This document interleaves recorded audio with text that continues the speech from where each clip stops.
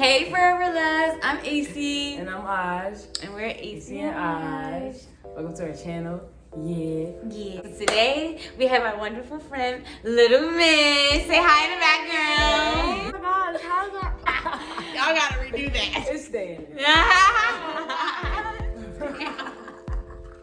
Okay, so today Lil Mys is gonna ask us some questions. It's kind of like get to know us, I guess, type of questions. I don't haven't know. seen the questions, so I'm just ready. It's some questions that we found, so we're gonna go from there. If you're ready to get into the video, leave a comment. Ask us a question that you want us to answer in the next video. Exactly. If you want a part 2 to this.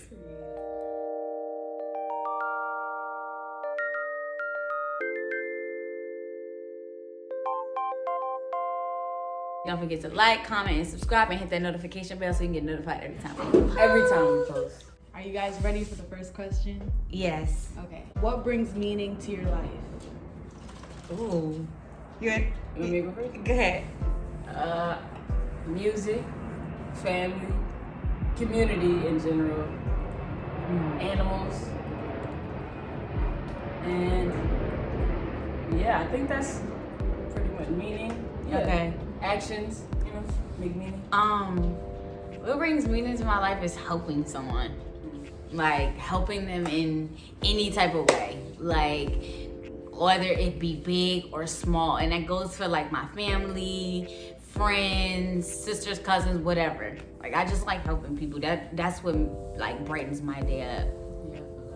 Okay, so the second question is, what do you think happens after death? Deep. I thought these were like couple questions. Okay. Yeah. What I think happens after death is, I don't know. I think there's two versions that it could possibly be. One is just like energy never dies, so our energy kind of just flows over into the rest of the world, and it might not necessarily be a consciousness, or it might just be like our energy is still here, but our physical body is dead. Yeah. The second one is that whole option of heaven or hell. You kind of know your soul burns, or even though it's not physical, and it's like you're feeling physical pain. But I mean, my response would be heaven and hell, just because that's how I was brought up.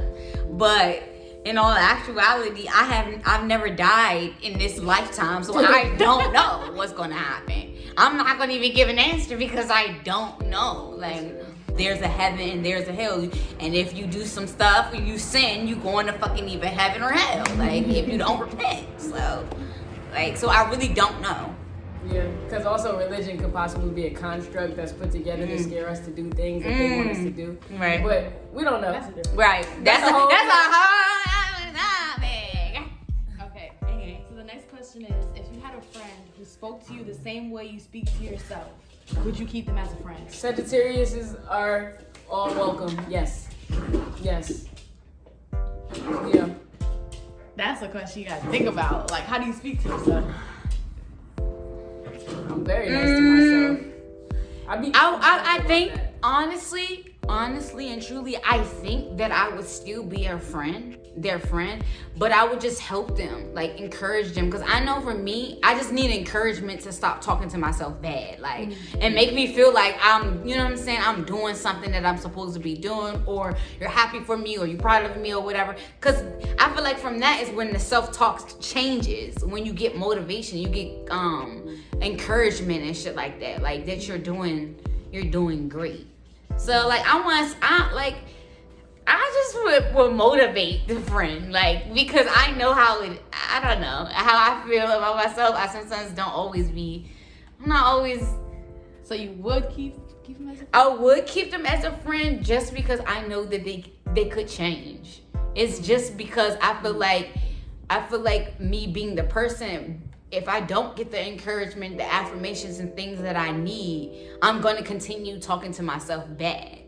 But if I do get those things, so if I encourage my friend, she won't talk about herself bad. You know what I mean? But that also comes from, that's relying on your friend to give you good energy, though. Sometimes that has to come from within. It has to start from within.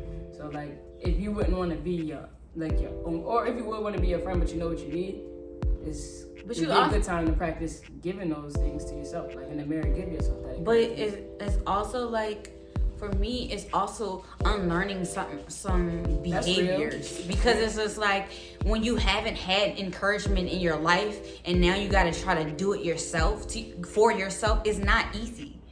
It's a difficult task. That's real. But I'm willing to work with the person, like, so I would not be their friend just because, you know what I'm saying? Because everybody struggles, you know. So that's just me. I'm big on mental health. All right, so the next question is, what is something you wish you could say to people but can't? I have a habit of being pretty blunt. I don't know. I say stuff to people.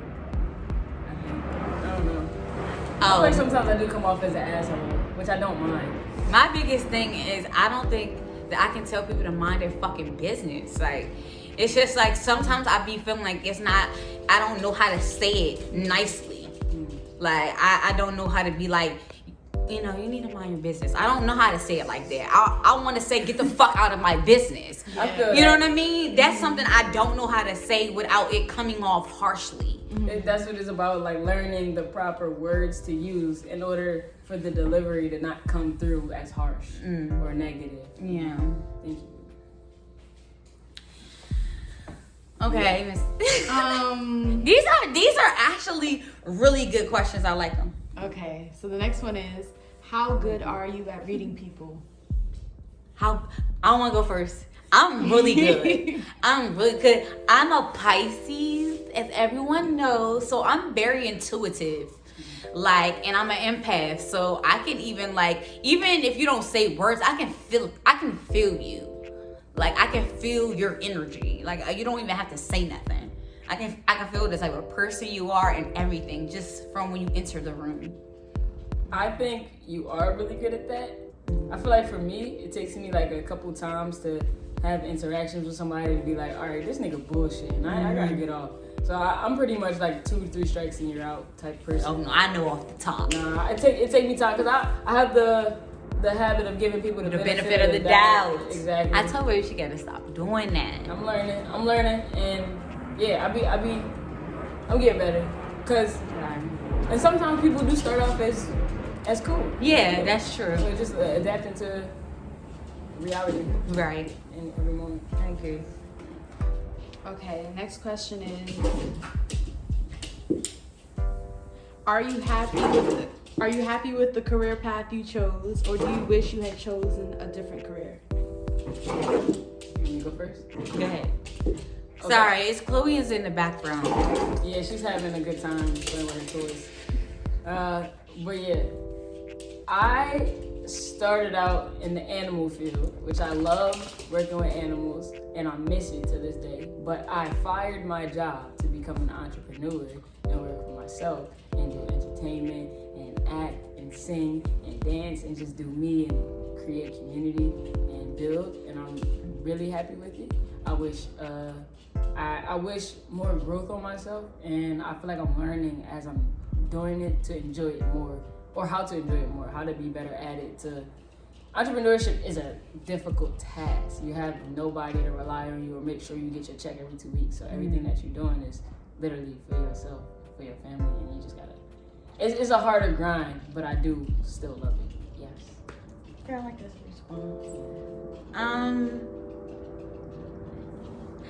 So much stuff is happening now, like, so I'm kind of like going into the career, kind of sort of like I'm like my baby.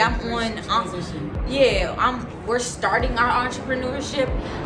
So moving to LA, I quit my job. Like, I quit my 9-to-5 serving job because basically I worked in a fucking bakery, and I didn't want to do it anymore. Like, I honestly, and I thought about it even when I got here. I applied for the same job, and I end up not going because I'm just like, I work more than working at somebody's bakery serving fucking biscuits and shit to people. Yeah. We're on to better and greater things. So like, I'm not about to worry about serving someone else anymore. I'm gonna serve myself and my wife. That's period. Okay, so the next question is, what is way more difficult than it sounds? Getting over shit. I was gonna say getting over shit is not just easy as 1, 2, fucking 3. Yeah. When you hurt me or you make me angry or whatever, bitch, I'm not about to just get over it. Yeah. Like I'm like, no, fuck you. Like that's what it feels like for me. But I'm learning to some things you're not supposed to give all of your energy to. So yeah. I'm learning. What did you think? You thought the same thing as me? I was thinking something along the similar lines as far as like anxiety, telling yourself that you can, even though something is hard. Like just sometimes, I guess like I don't know, believing that things are gonna work in your favor. I feel like that's very hard for a lot of people. Yeah. And I feel like the more we work at changing our attitude, the more we realize that the better our attitude, the better things are attracted to us. And it's just like, yeah, just I guess keeping. Yeah, I don't know, talking to yourself. It's hard. Being yourself is hard. Yeah. But like when you do it, when you can do it, it's like it opens mad doors. Yeah, for sure. Yeah. What's something that a lot of people are afraid of, but you aren't? Death. I know I'm gonna die. It's gonna come. I'm not scared of dying. I feel like I kind of already know how I'm gonna die.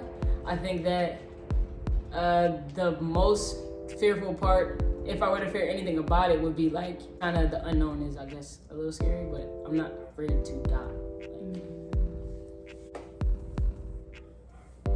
Oh, I'm not afraid of growth. I'm not afraid of change. I like that. That's dope. A lot of people stay stagnant because they're scared. Because I'm ready to be my best self. Mm-hmm. And my best self requires me to grow. It requires me to change. It requires me to get outside of what I'm used to. Mm-hmm. You know what I'm saying? So that's my answer. That was a good answer. I like that answer, baby. Good job. All right, 2 more questions. Okay.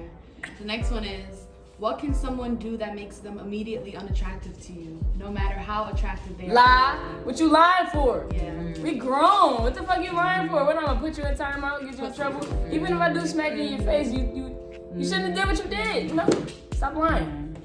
Don't lie to me. Keep it 100. I can agree with that. I hate a sneaky ass motherfucker. Even not even. I hate a motherfucker that get my sneaky people. Get my anxiety up. Like, I don't want to be thinking about what the fuck you're doing. Like, I don't like that type of shit. Like, don't have me on edge. Being inconsiderate too. Yes. Like, be considerate. You know, if you're around people and you know that they do or don't like a certain thing, act accordingly if you want to be around them. Hello. Consideration. It's really that simple. Actually.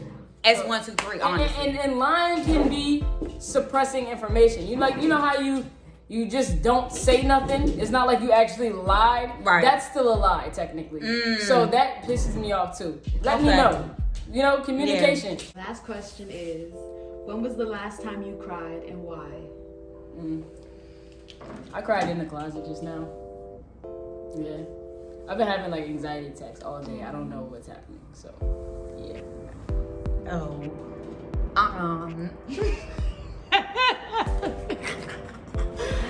Okay, so y'all, I'm very awkward about like I don't like crying in front of people. I don't even like talk about my emotions to people, like except for my wife. That's it. But it was like the other night. We had a really deep conversation. It was I don't remember exactly what we were talking about, like everything that we said, but something triggered me. Yeah, triggered. That was the first song I thought about. And I just I broke the fuck down, like all the way down, and it was just because I suppressed so much shit. Like I suppressed so much stuff that now it's taking it kind of like was like in my body. Like I had so much so much tension like all around this area, because like I never really like released all the things that went on in my life, and like it flips in my mind constantly.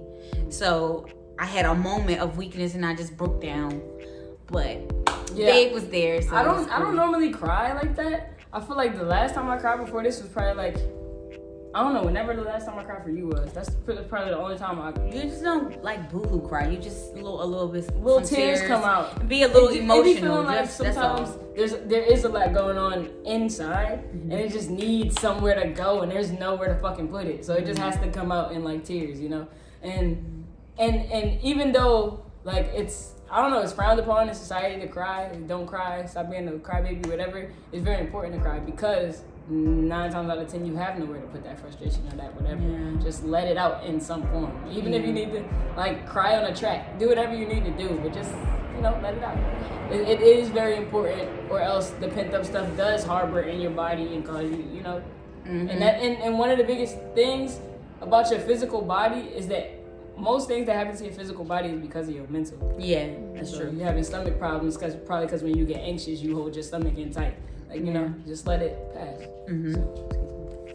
Yeah, facts. All right, thank you for watching this video. We appreciate y'all coming in and having a very deep conversation. Not because that was deep. Right. Like, It was gonna get deeper for you. oh, God. Maybe we will do a part 2 then. Maybe we'll film if y'all want a part 2, don't forget to comment and don't forget to like. subscribe. And don't forget to subscribe. Hit that button. And we're gonna put Mystic's Instagram in the description too, so y'all can follow. I'll put a clip of her in the beginning when we said her name. Damn.